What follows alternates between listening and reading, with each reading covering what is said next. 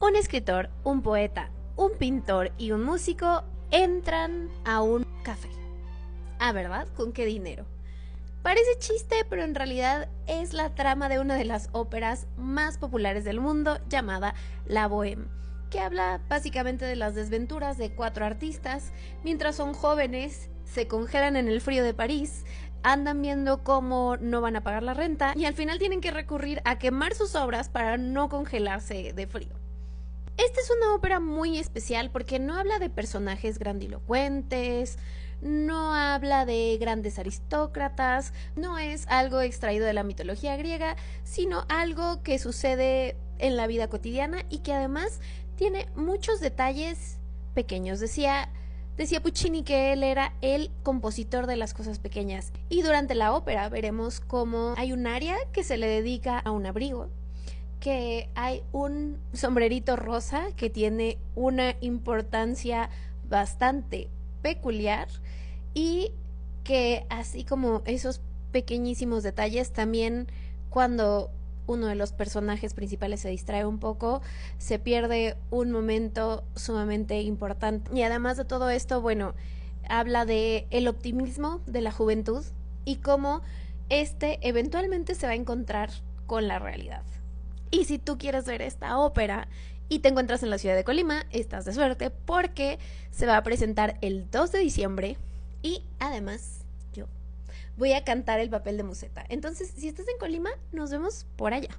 Vamos a hablar de por qué La Bohème es una ópera que tienes que ver y que es accesible a principiantes. La primera razón es por el uso de los leitmotivs. La Bohème, curiosamente, nació casi a la par que el cine. Y La Bohème, en ese entonces, perfeccionó uno de los artes que nos ayudan mucho cuando estamos viendo un soundtrack, que se llaman los leitmotivs. ¿No sabes qué son los leitmotivs? Te voy a mostrar que sí.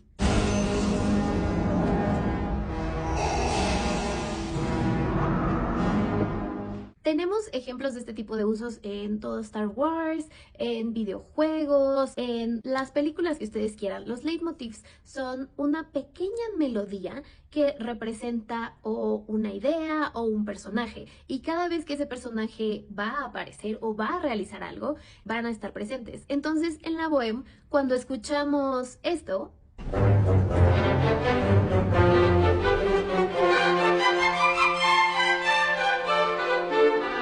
sabemos que nuestros 4 héroes jóvenes están juntos y a punto de hacer alguna cosa o hacer una fechoría incluso. Cuando escuchamos esto,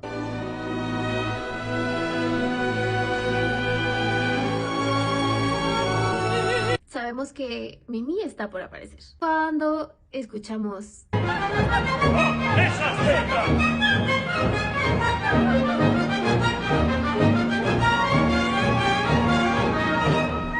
sabemos que Musetta está en camino. Al final de la obra vamos a ser testigos de que no solo la trama y las palabras nos van hablando, sino que también la música va mutando de tal manera que algunos personajes adquieren rasgos de otros mientras van conviviendo, y esto se expresa en la música. Incluso si no sabes nada de italiano, vas a poder entenderlo perfectamente, pero otra manera de romper la barrera es buscando alguna versión con subtítulos. En YouTube puedes encontrar muchas versiones subtituladas en español de esta bellísima ópera y te reto a que llegues al final sin llorar.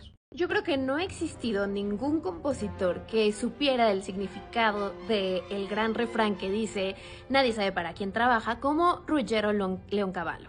Ruggero Leoncavallo se reunió con Puccini en 1892 para plantearle una idea que tenía acerca de una nueva ópera para la cual ya había terminado el libreto.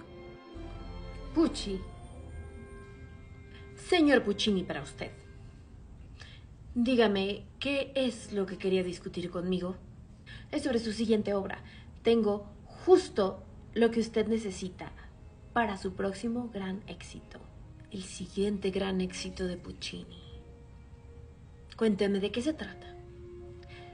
Se trata de una adaptación de la novela de Henry Murger, Escenas de la vida bohemia. Pues ya tengo el libreto terminado. ¿No le gustaría a usted terminar la música y que hagamos un dúo espectacular? Puccini y Leoncavallo. Sí, no creo. ¿Y sabe usted cómo está la cuestión de derechos. Sí, los derechos ya caducaron en Francia, entonces estamos en muy buen tiempo para crear una ópera que sería sin duda un éxito. Es una lástima. Mi equipo y yo llevamos ya 2 meses trabajando en el libreto y yo en la música, por supuesto. Estoy muy seguro que el público decidirá qué ópera es la mejor. Usted no se preocupe. Yo pago. Quédese con el cambio.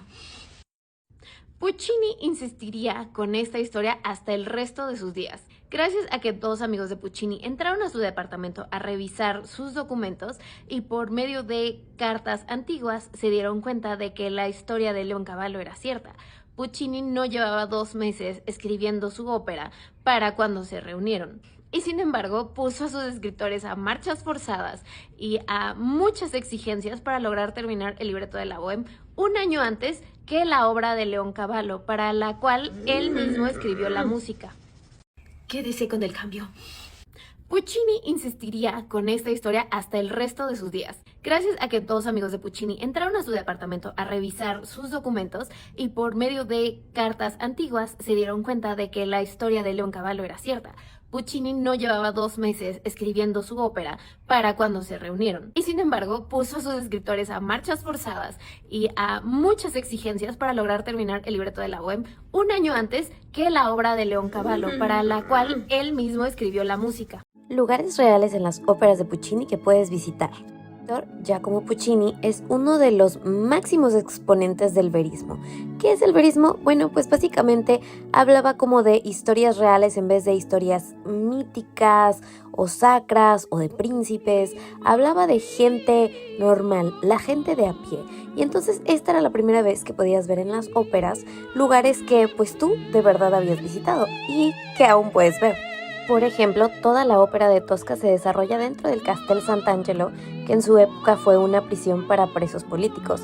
Hoy en día lo puedes encontrar en la ciudad de Roma. En la ópera Gianni Schicchi, Lauretta canta la famosa aria O mio babino caro, donde dice que quiere ir a Porta Rossa para comprar su anillo o que si no se va a tirar del Ponte Vecchio.